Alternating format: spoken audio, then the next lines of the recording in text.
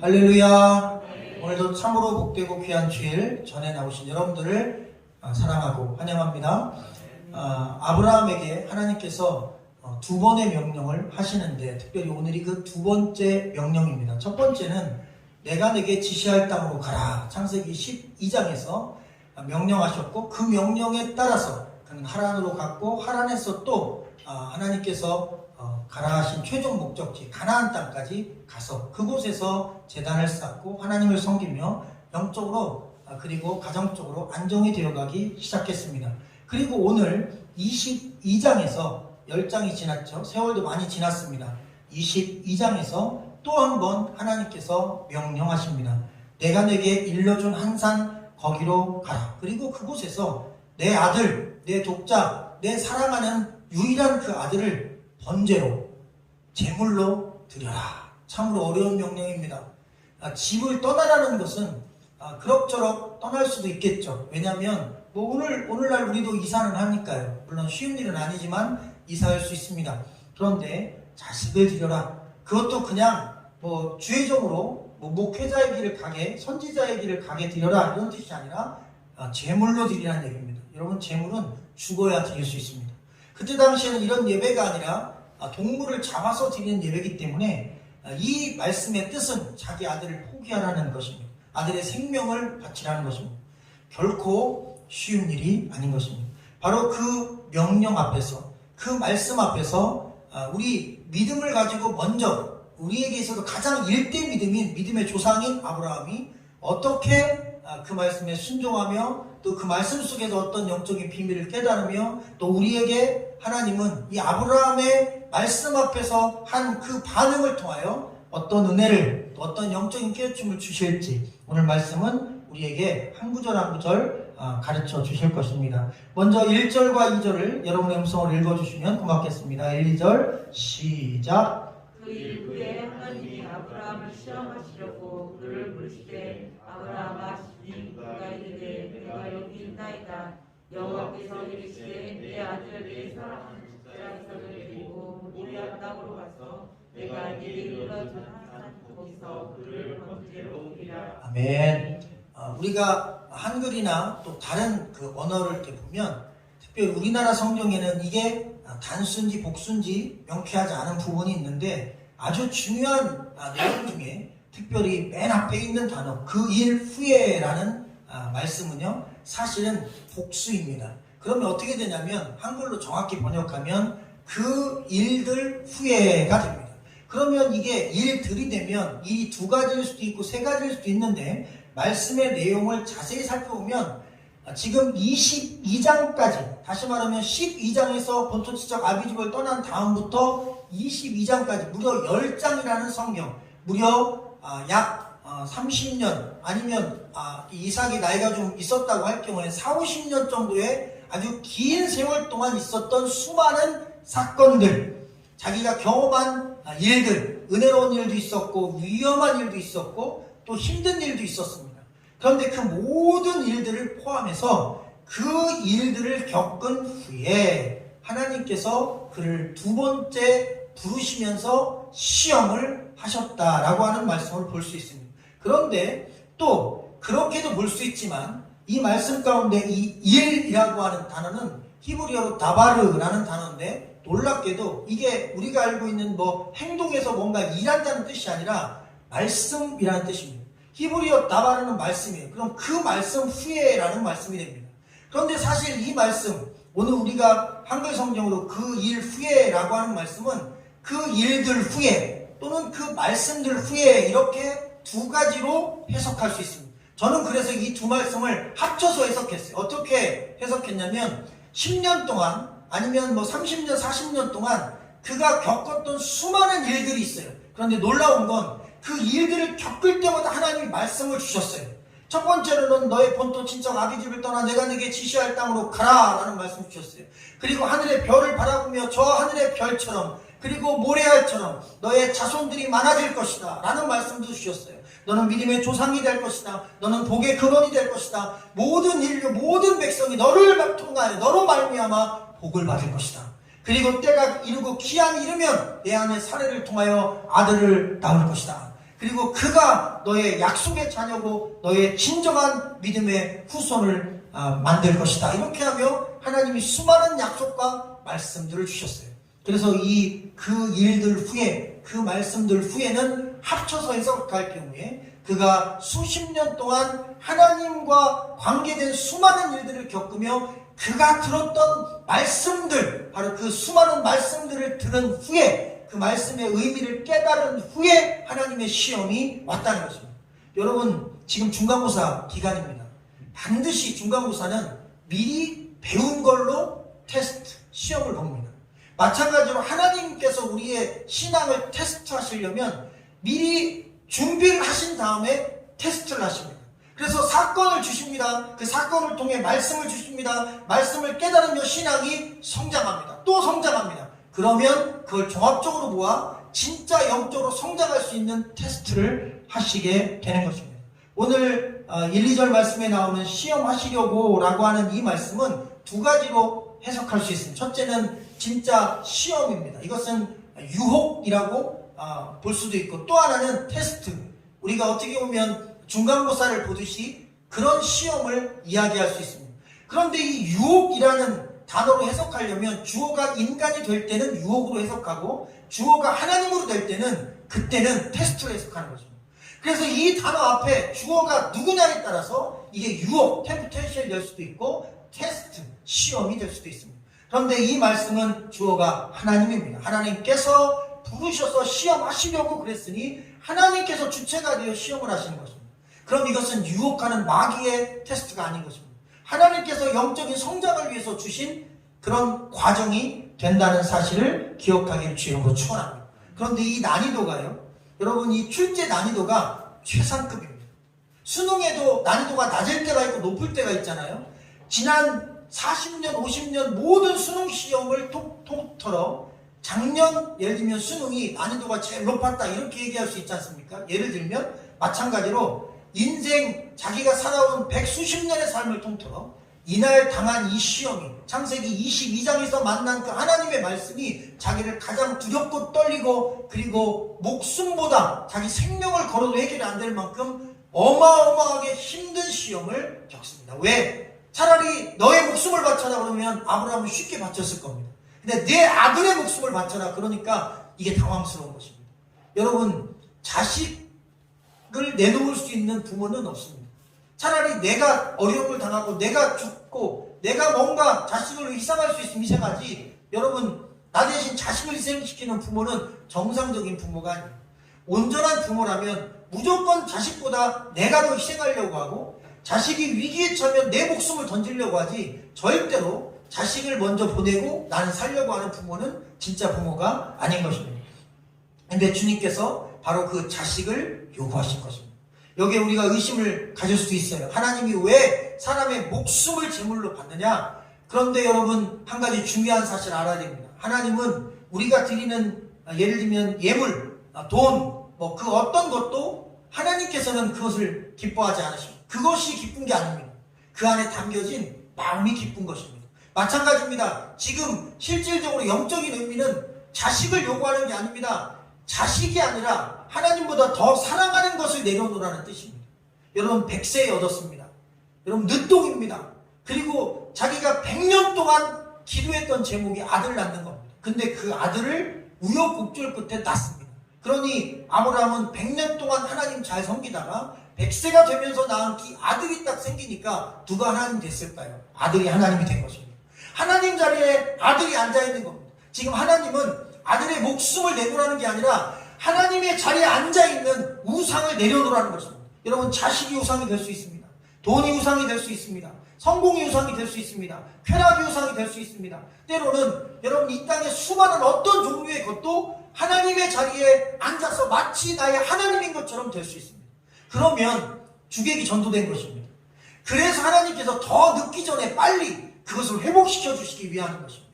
그래서 아브라함아, 너는 지금 너가 받은 그 축복 때문에, 너가 받은 그 기쁨 때문에, 너가 받은 그 즐거움 때문에 나를 잊었구나. 이제 그것을 나는 회복하길 원한다. 여러분, 이삭의 이름의 뜻은 웃음이라는 뜻입니다. 그래서 이삭을 얻은 다음부터 아버지 아브라함의 입에는 웃음이 떠나지 않은 것입니다. 너무너무 행복한 것입니다. 세상 다 가진 것입니다. 죽어도 여한이 없습니다. 그러니 그의 인생의 1등, 가장 귀한 것, 가장 최고는 아들인 것입니다. 아들밖에 보이지 않는 것입니다. 하나님은 그에게 말씀하셨어요. 너는 열국의 압이다. 너는 온 인류의 복의 근원이다. 너를 통해 온 인류가 복을 받을 것이다. 하나님, 됐습니다. 저는 이삭이면 됩니다. 모든 복은 이삭에게 갈 것입니다. 내 재산도 다 이삭에게 갑니다. 내 기도도 이삭에게 갑니다. 내 관심도 이삭에게 갑니다. 참 신기하죠. 하나님이 축복해 줬는데 축복한 하나님 잃어버리고 축복만 내 인생의 주인이 된 것입니다. 그래서 하나님이 이것을 다시 회복시켜 주시는 것입니다. 더 늦기 전에, 하나님을 완전 잃어버리기 전에. 여러분, 우리 인간은 그래서 단순합니다. 어려울 때 오히려 잘 믿습니다. 가난할 때 오히려 헌금을 많이 합니다.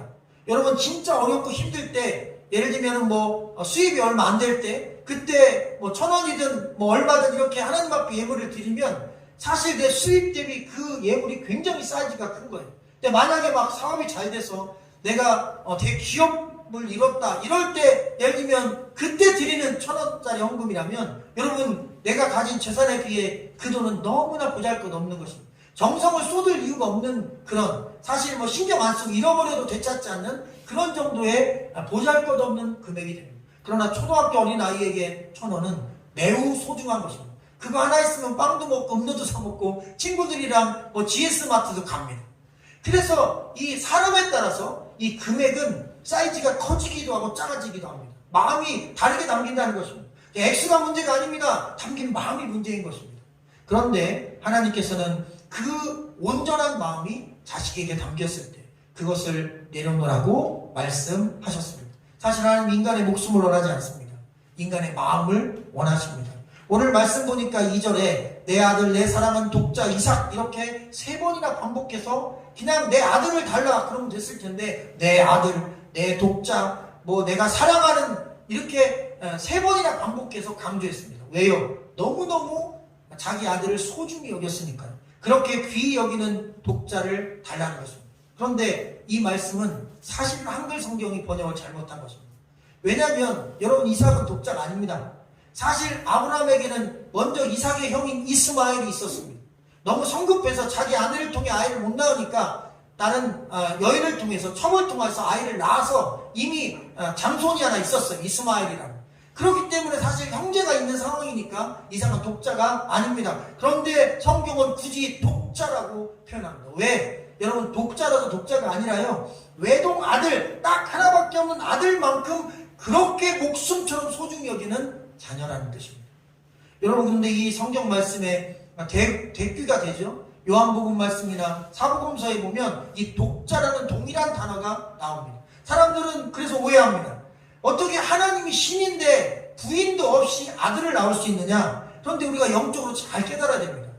성자, 하나님의 아들 예수 그리스도가 하나님이 어떤 여인과 사이에서 낳은 아들이라고 생각하면 인간적인 사고에 갇혀 있는 것입니다.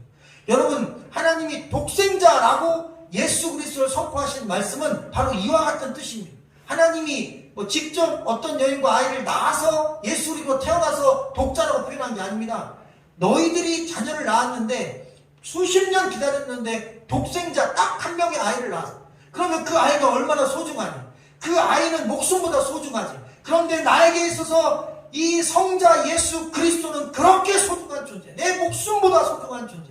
그래서 인간에게 이해하기 쉽게, 여러분, 예수 그리스도는 하나님에겐 독생자 같은 분이고 독생자이신 것입니다. 할렐루야. 그렇게 이해하시면 정확합니다. 오해받을 게 없어요. 결혼하셔서 아이를 낳았다 그런 의미가 아니라 진짜 독생자만큼, 내 목숨만큼, 아니 그보다 더 소중한 분. 근데 그 예수 그리스도를, 독생자 예수 그리스도를, 하나밖에 없는 아들 같은 그 예수 그리스도를 우리를 위해 기꺼이 제물로 내어놓으셨습니다. 여러분, 오늘 말씀 그래 이중적인 것입니다. 아브라함에게 아들을 요구하셨지만 실제로는 자기 자신은 자기 아들을, 예수 그리스도를, 독생자를 우리를 위해서 내어놓으셨던 것입니다. 아브라함의 이 사건을 통하여 앞으로 수천 년 뒤에 그 아들 예수 그리스도를 이 땅에 보내셔서 가장 소중한 존재를 보내셔서 그래서 우리를 구원하는 위대한 사건을 이루신 것입니다. 바로 이 땅 모리아가 바로 성전터입니다.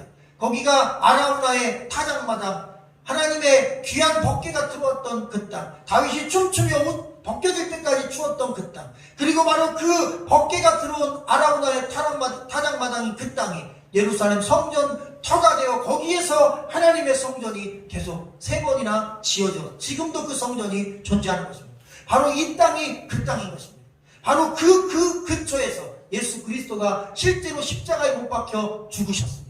같은 지역에 있는 땅인 것입니다. 하나님의 위대한 구원의 역사, 성령의 역사가 그렇게 연결된다는 사실을 기억하기를 주의 이름으로 간절히 축원합니다.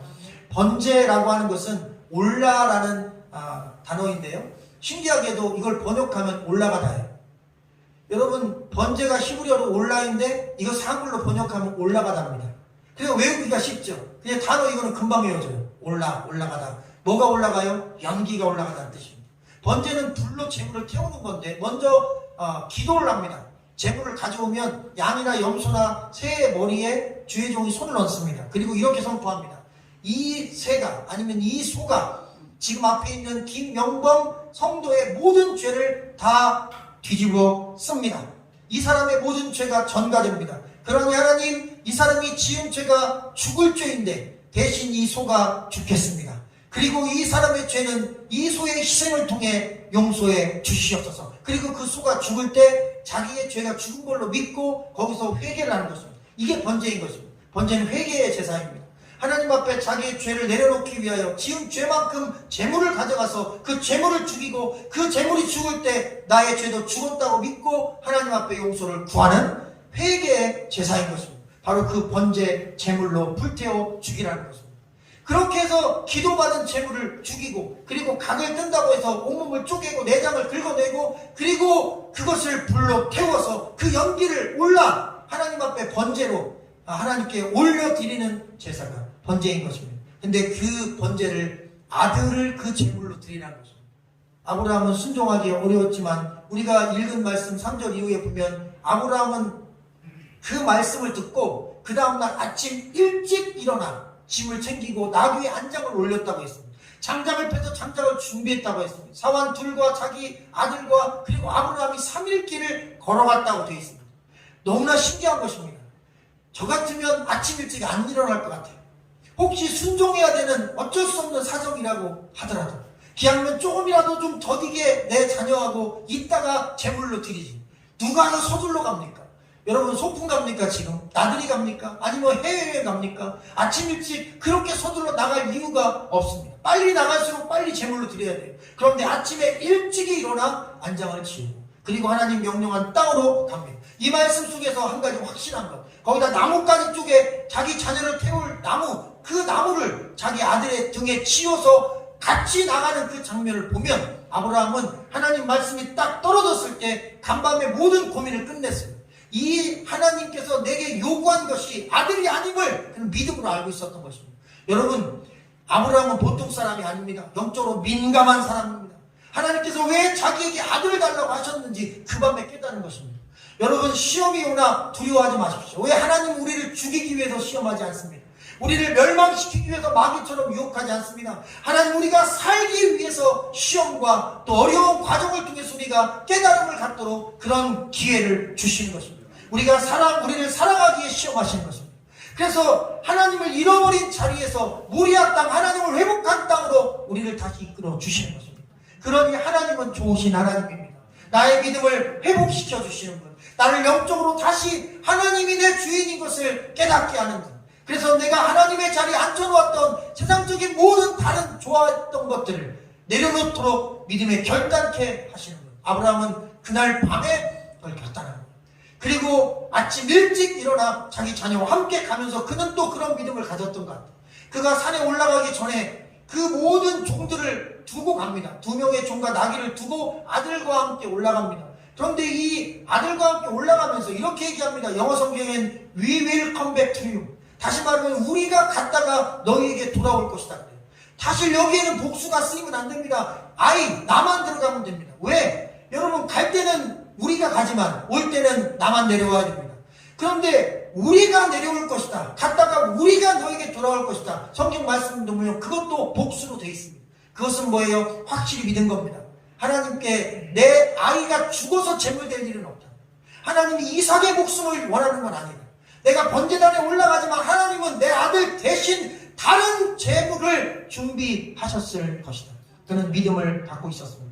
자, 그 확인되는 말씀이 7절 8절 같이 읽어볼까요? 시작. 이삭이 그 아버지 아브라함에게 말하여 이르되 내 아버지가 아니 그가 이르되 내 아들아 내가 여기 있노라. 이삭이 이르되 불가나무는 있거니와 번제할 어린 양은 어디 있나이까.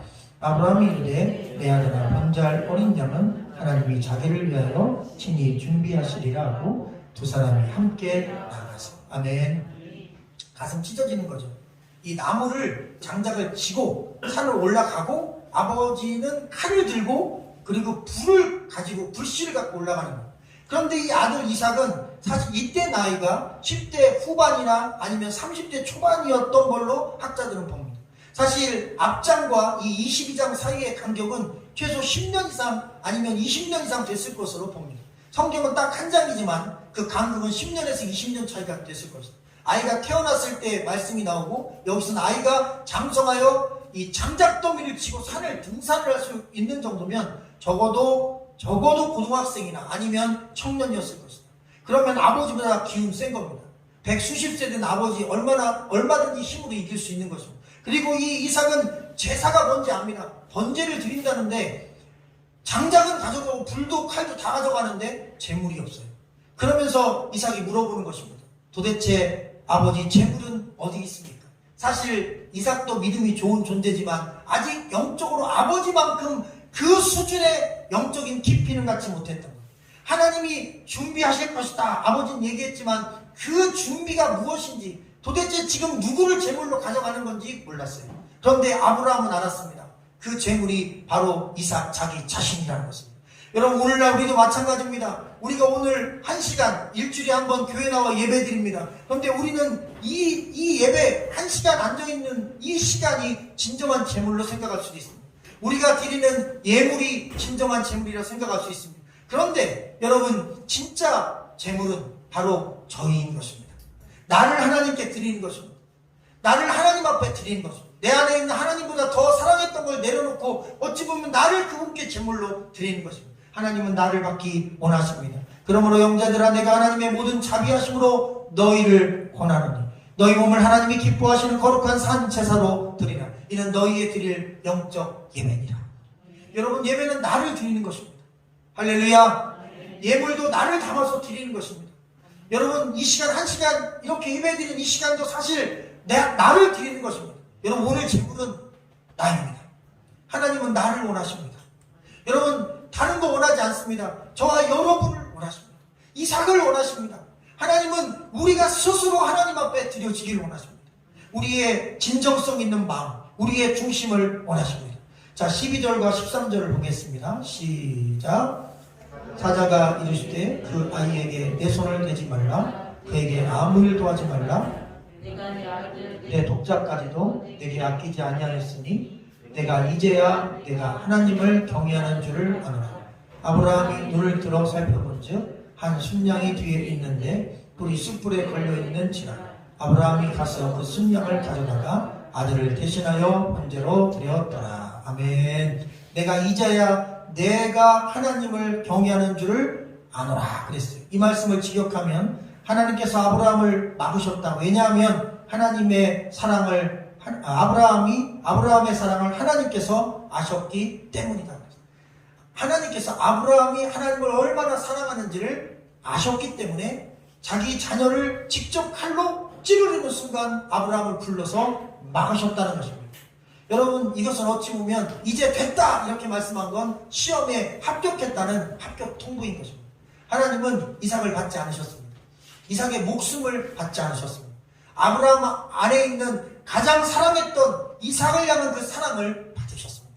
그리고 그 자리에 이제 이삭이 아니라 하나님께서 계신 것입니다. 그러니 됐습니다.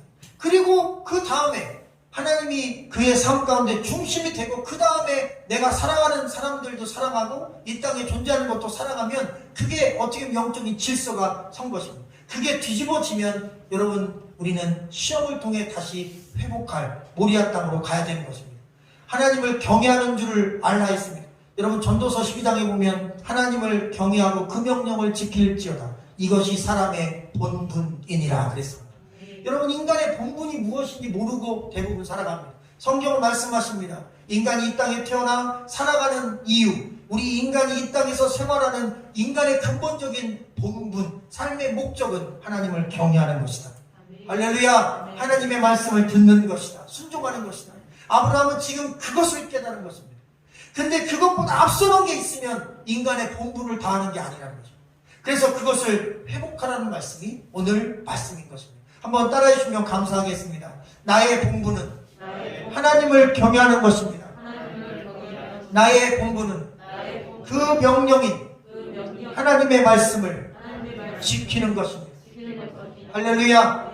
이것이 삶의 우선순위가 될 때 우리는 믿는 자라고 할 수 있습니다. 우리의 믿음은 여러분 가장 높은 영적인 성장한 위치에 올라가는 것입니다. 믿음은 처음 예수님 믿을 때 구원받을 만한 믿음이 생깁니다. 그리고 믿음 자라는 과정에 말씀을 들으며 믿음이 차츰차츰 자랍니다. 수많은 테스트, 시험, 환경, 상황을 통하여 업앤다운 하며 쓰러졌다 일어났다 하며 우리의 믿음은 점진적으로 성장하게 됩니다. 그리고 마지막 창세기 22장 모리아 땅을 만나며 우리는 마지막 내 안에 있었던 가장 귀한 것을 그분 앞에 내려놓을 때 그 순간 우리는 완전한 믿음의 단계에 들어가는 것입니다. 그것을 우리는 그리스도의 완전이라고 하는 것입니다. 할렐루야. 그것이 바로 그리스도의 완전 성결인 것입니다. 여러분, 우리 성결교는 완전 성결을 주장합니다. 그래서 너 완전 성결했어 그러면 답을 못합니다. 왜? 성결하지 않거든요. 그 성결이란 거룩이란 말씀을 잘못 이해해서 그렇습니다. 인간은 목숨이 살아있고 육체가 살아있는 한 배고픔을 느끼고 그리고 인간의 근본적인 육체의 욕구가 살아있는 한 완전한 거룩, 우리가 생각하는 깨끗함은 얻을 수 없습니다. 죽어야 완전히 깨끗합니다. 욕심이 죽으니까. 그러면 살아서 우리가 누릴 수 있는 완전한 거룩, 그리스도의 완전 성결은 무엇이냐? 다른 게 아닙니다. 하나님 말씀에 완전히 순종하고자 하는 마음인 것입니다. 때로 넘어질 수 있어요. 그러나 완전히 순종하고자 하는 중심이 있다. 그럼 그 사람을 완전 성결이라고 하는 것입니다. 완전 성결은 그분 앞에 완전히 항복하는 것입니다. 바로 창세기 22장의 모리아의 아브라함이 그분 앞에 완전히 순복하고 항복한 것입니다. 아브라함이 그 이후에 완벽하게 살았느냐? 그렇지 않습니다. 아브라함의 삶의 여정을 보면 그 이후에 여러분 다른 부인들을 통해 또 아이들을 낳았고 또 여러 가지 인생의 수많은 일들을 또 당합니다. 인간의 근본적인 우리와 같은 평범한 삶을 이어갑니다. 그럼에도 불구하고 하나님은 그를 완전한 믿음의 조상이라고 합니다. 왜? 비록 부족함이 있고 연약함이 있고 완전히 깨끗하진 않지만 깨끗한 게 아니라 그는 깨끗하게 하나님 앞에 항복했습니다. 항복합시다. 그분 앞에. 그러면 비록 부족하지만 연약함이 있지만 하나님이 우리를 완전한 믿음의 사람으로 인정하십니다. 자, 14절 말씀 다 같이 보겠습니다. 시작. 아브라함이 여호와 이레라 하였으므로 오늘날까지 사람들이 이르기를 여호와의 산에서 준비되리라 하더라. 아멘. 참 놀라운 건 앞절의 말씀과 연결되는데 여러분 이삭을 받지 않으시고 이제 됐다 합격. 이삭을 바치려는 마음만 내가 받는다. 그러니 이삭을 죽이지 마라. 내 이삭의 목숨을 원한 게 아니다. 아브라함아 됐다. 넌 합격. 그러고 났는데 옆에서 보니까 순양이 울고 있는 거예요. 그리고 그 순양을 데려다가 대신 잡았단 말이죠. 놀라운 사실입니다. 아들이 물어봅니다. 번제할 양은 어디 있습니까? 재물이 없네요 아버지. 그랬더니 아버지가 한 말이 있습니다. 여호와께서 친히 자기를 위해서 친히 준비하실 것이다. 근데 이 원어에서 보면 자기를 위하여 친히 준비하리라에 알파벳을 앞글자만 하나씩 자기를 위하여 친히 준비하시리를 딱 뽑아서 합치면 순양이라는 단어가 똑같습니다. 너무나 신기한 것입니다.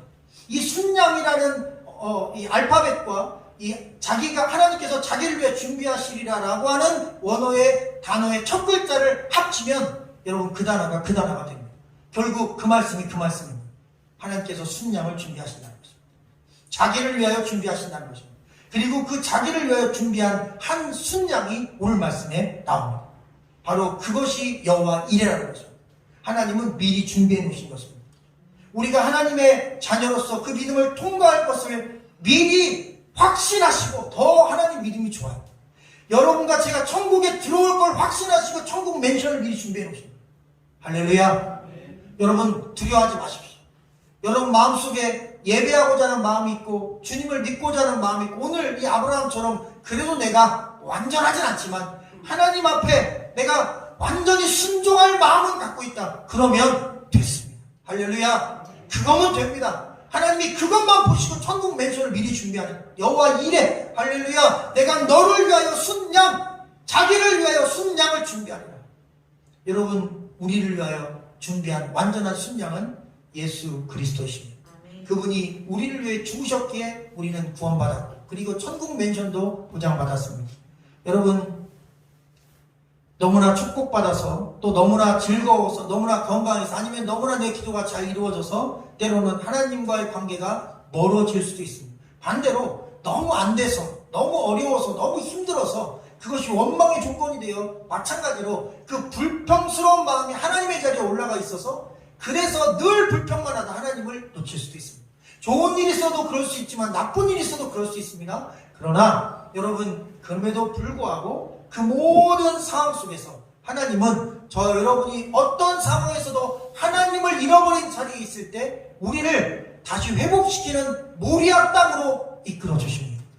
여러분이 살아있는 동안 하나님이 여러분을 놓지 않으실 것입니다. 저는 확신합니다. 믿음으로 확신합니다. 저와 여러분을 하나님이 결코 포기하지 않는 한 우리는 절대로 구원의 귀한 축복을 잃어버릴 수 없습니다. 여러분 때문이 아닙니다. 여러분을 포기하지 않는 여호와 이레 하나님 때문에 저 여러분은 무조건 구원받을 수 있는 것입니다. 할렐루야. 이것이 하나님이 우리에게 베푸신 놀라운 은혜인 것입니다. 또 하나, 여러분이 기도하는 대상이 있다면 그 기도하는 대상을 위하여서 이 믿음으로 기도하십시오. 하나님, 제가 살아있는 모든 호흡하는 날 동안 내가 이 영혼을 위하여 기도할 테니 주여, 내가 먼저 떠나더라도 이 영혼은 꼭 구원해 주시옵소서. 그것이 제 한 가지 소원입니다. 예배의 자리, 모리아 땅, 영적인 회복의 자리로 오늘도 우리를 부르셨습니다. 여기는 바로 그렇게 이삭을 제물로 드리는 자리와 같이 우리 안에 있는 하나님보다 더 귀히 여겼던 걸 내려놓는 자리입니다. 여기서 내려놓고 가십시오. 빈손으로 가십시오. 여호와 이레 하나님의 이름만 붙잡고 가십시오. 그분에 대한 믿음의 고백만 붙잡고 가십시오. 그리고 그 믿음이 여러분을 지킬 것입니다. 내가 말씀을 지킨다고 생각하지만 사실은 여러분 그 말씀이 나를 지키는 것입니다. 내가 예배의 자리 지키지만 그 예배가 나의 영혼과 믿음을 지키는 것입니다. 여러분, 내가 하나님을 믿는 것 같지만 하나님이 나를 믿고 계십니다. 내가 너를 믿노라, 내가 너를 믿노라. 너는 하나님의 나라의 백성이다. 여러분, 하나님이 우리를 믿어주십니다. 그러니 마음을 다하고 뜻을 다하고 정성을 다하고 목숨을 다하여 주 나의 하나님을 사랑하십시오. 내 경험, 내 상식, 내 생각, 내 감정, 내가 가지고 있는 모든 이성적인 판단을 내려놓고 하나님 말씀 앞에 철저하게 완전하게 순종하고자 하는 중심을 가지고 진정한 믿음의 사람으로 거듭나라는 하나님의 말씀이었습니다. 기도하겠습니다. 생명의 주님, 감사합니다. 늘 부족하게 생각합니다. 늘 그리고 하나님이 나의 신앙의 중심인 것 같지만 이 땅을 살아가다 보면 하나님 대신 수많은 다른 것들이 하나님 자리에 설 때가 있습니다. 바쁜 일, 더 나은 일, 즐거운 일, 행복한 일, 때로는 불평스럽고 원망스러운 일, 사건, 사고가 하나님의 자리에 있어서 나의 가는 길에 유혹이 되어 나를 넘어뜨리려고 할 때가 많습니다. 주여, 그런 유혹 앞에서 주님의 시험을 받기를 원합니다. 시험이 나쁜 것 같지만, 어려운 것 같지만 주님의 그 테스트는 나를 하나님을 잃어버린 자리에서 하나님을 회복하는 모리아 땅으로 인도하십니다.